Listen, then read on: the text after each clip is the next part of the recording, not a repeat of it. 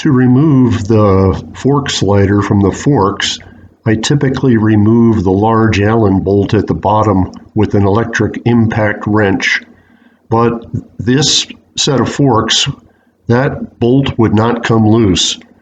So I removed the forks, mounted them in my vise, and used a cold chisel and slid it into the fork tube, and then used a long socket extension, and I could place it on top of the head of the chisel.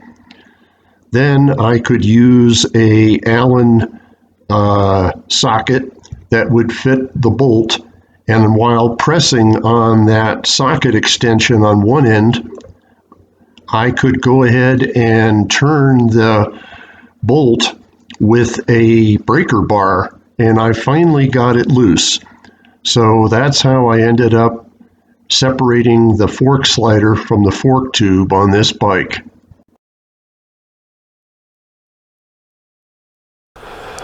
This is a fork tube off the 1983 R80ST, and I'm going to pull it apart and replace a number of parts in it so that it's rebuilt.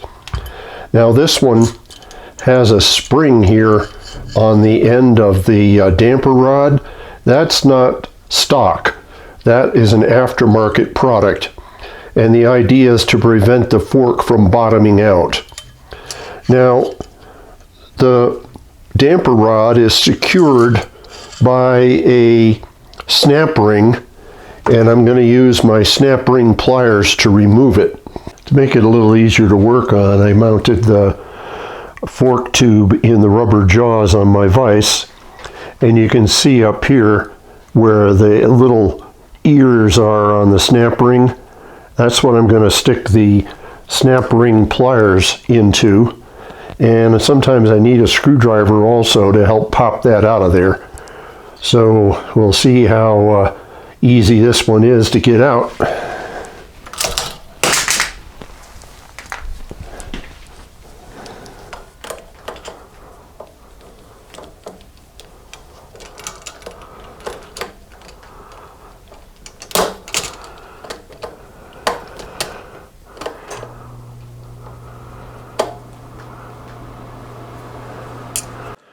So when I dropped the pliers, one of the little posts got pushed in, so they weren't the same length. That's why I was having trouble. So now I've got the snap ring removed, and the little collar here slides right out, and I'll show you the rest of the parts. So the whole damper rod assembly will just pull right out of the tube, just like that. Now this foot on the end of the damper rod is a press fit onto the rod, and sometimes it just won't come off by hand, so I'll show you a technique to remove it. Now near the foot is a hole all the way through the rod, and this is a little Phillips head screwdriver, so I just slide the rod like that, and then I use a pair of vice grips, and I can grab the end of the foot and I can rotate it, and it starts to come loose, and then it'll slide right off. So if yours isn't going to come off, that's the trick. So now that the foot is off, I'm just going to pull that aftermarket spring off, and this is the snap ring, which I'm going to replace. Then there's a collar, and one side of it's got a flat bottom, and then it's got a little hollow in it, and this is the spring that fits inside that. And then there's a second cap. It's got a deep side and a shallow side, and the deep side is going to go right up against the spring, and the shallow side goes up against this little white plastic washer, so it fits in just like that. So that goes there, and then there's a plate with a set of holes for damping that fits on top of the plastic. So when this is all assembled, the plastic is in here and the little plate fits over like that. So I'll put these in the right order. And then there's one more spring on the top of the rod, and it's exactly the same size as the lower spring, and it fits right there. Now on the end is a plastic sealing sleeve with little overlapping feet, and I'm going to replace that as well, and it just sort of peels right out like that.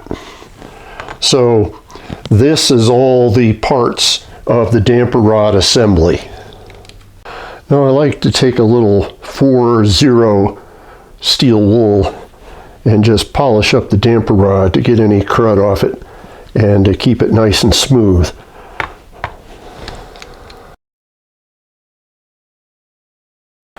So I want to check the fork tube to see if it's bent past the maximum allowable, or also to check to see where there might be a slight bend in it. If I can orient the fork tubes so their bends are parallel, then it makes for lower stiction. Now the specification is 0.1 millimeter maximum bend, which is about 4/1000. Now when looking at the tube, there's some shiny areas here and here, which is where it's rubbed. So it's very likely that this was the front face of the tube, which is probably where the bend is going to be if there is one.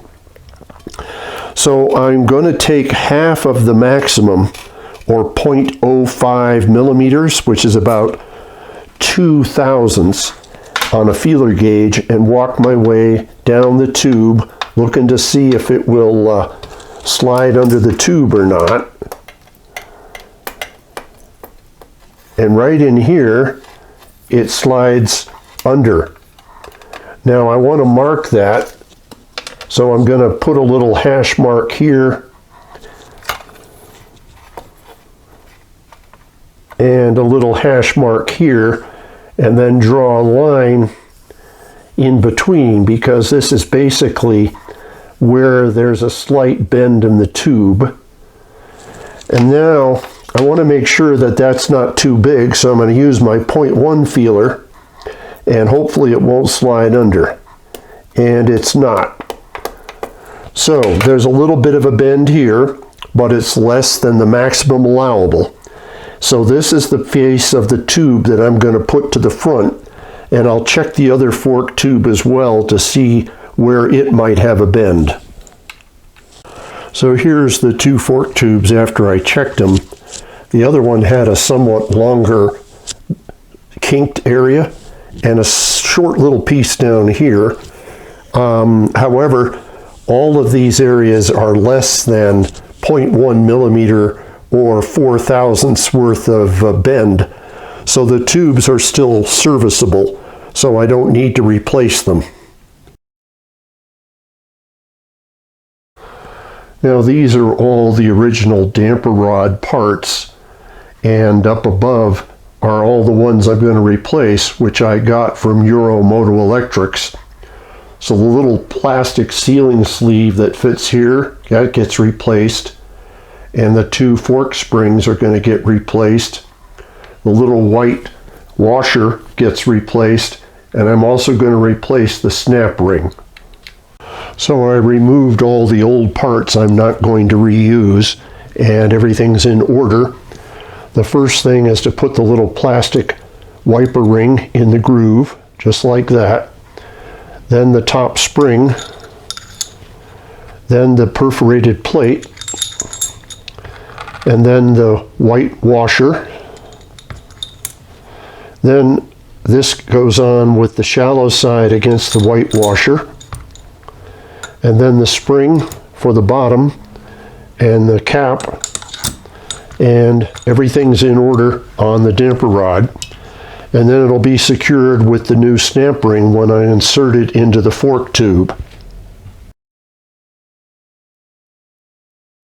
Now before I insert the damper rod, I want to make sure the inside of the fork tube is clean. So I used a blue shop towel and a long piece of all thread and ran it through the tube, and you can see that I got quite a lot of grunge out of there. And when I look inside, I kind of want to be sure it kind of looks like a mirror, which it pretty much does. I'm going to run this through one more time. So what I do is just fold it over and stick the rod in the middle, and then sort of twist it in like this, and then run it all the way through the rod, and then pull it off on the other end. So I'm ready to install the damper rod in the fork tube, and I want to go slow because I don't want to catch this little plastic seal. So I slide it in, and there it goes. Then the spring should go next, and sometimes it'll catch a little, so I use a pair of needle nose to just get it to go in, and then the perforated sleeve and the plastic washer go in.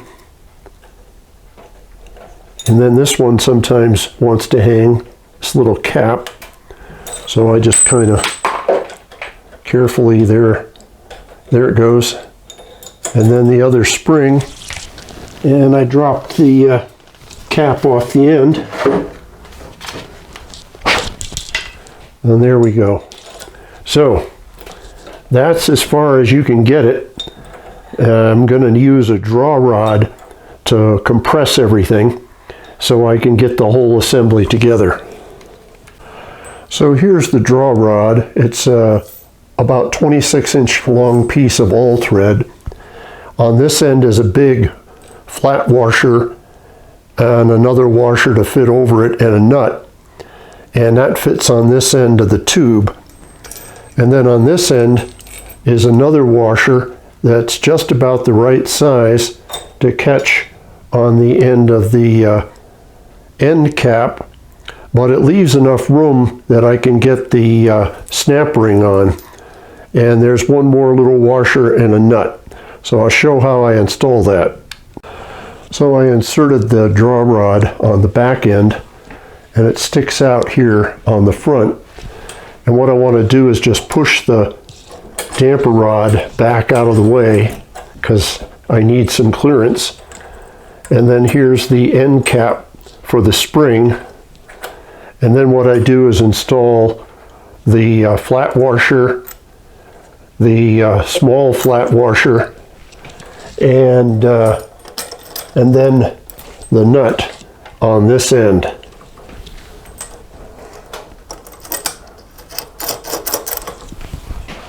Now when I get the nut snug, I make sure this washer is a little off center so that the snap ring will go on. The ears can clear the edge of the washer, so when I compress it, they'll have room to compress, and I can get the snap ring to go into the groove.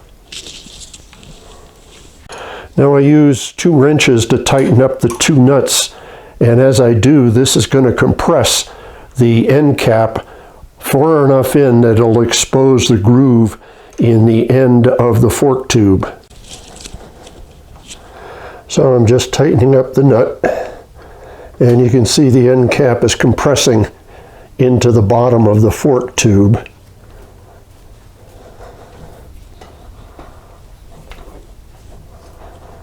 And I'm checking to be sure I can see that the snap ring groove is exposed, which I believe it is. So now I'll use my snap ring pliers and put the snap ring in the groove.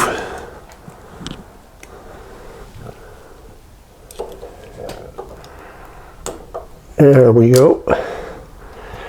And then I will take a small screwdriver and a plastic hammer and just tap the ring all the way down so it's seated all the way around. There it goes. Get the ears in.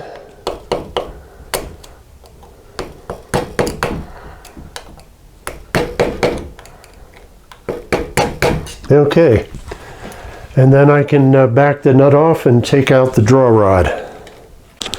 So I removed the draw rod, and you can see the snap ring ears and everything's seated.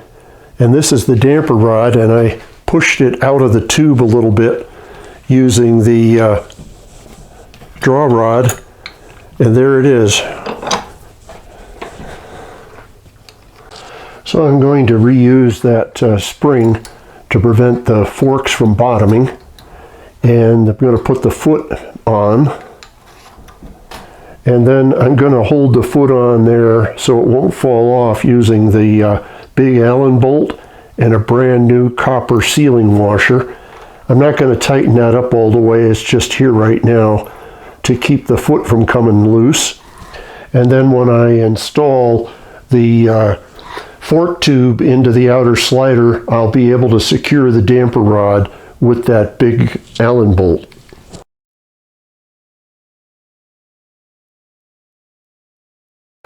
So I'm going to remove the fork seals out of the fork tubes, and these are the old seals in here in the top of the tube, and I had the tubes vapor blasted. I'm going to use a seal puller to pry them out, being careful that when I do that I don't score the inside of the fork tube. So I mount the fork tube in the rubber jaws of my vise, and then I use a heat gun to heat up the aluminum so it'll expand, makes it a little easier to get the seal out.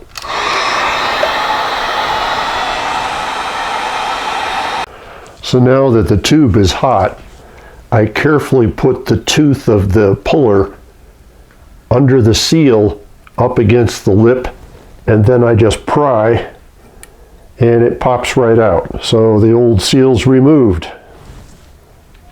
Now to put the new seal in, I use a 36mm socket which will fit right around the outside edge of the seal, and I put the fork tube vertically so I can drive it in. And then the other thing I like to do is put just a drop or two of oil on the outside of the seal, and it makes it a little bit easier for it to slide in there. And once again, I heat up the outside to expand the aluminum so the seal will go in easily. Now I aligned the seal evenly, and it's actually warm enough I can get it to go almost all the way in, and then I just tap it to get it to seat.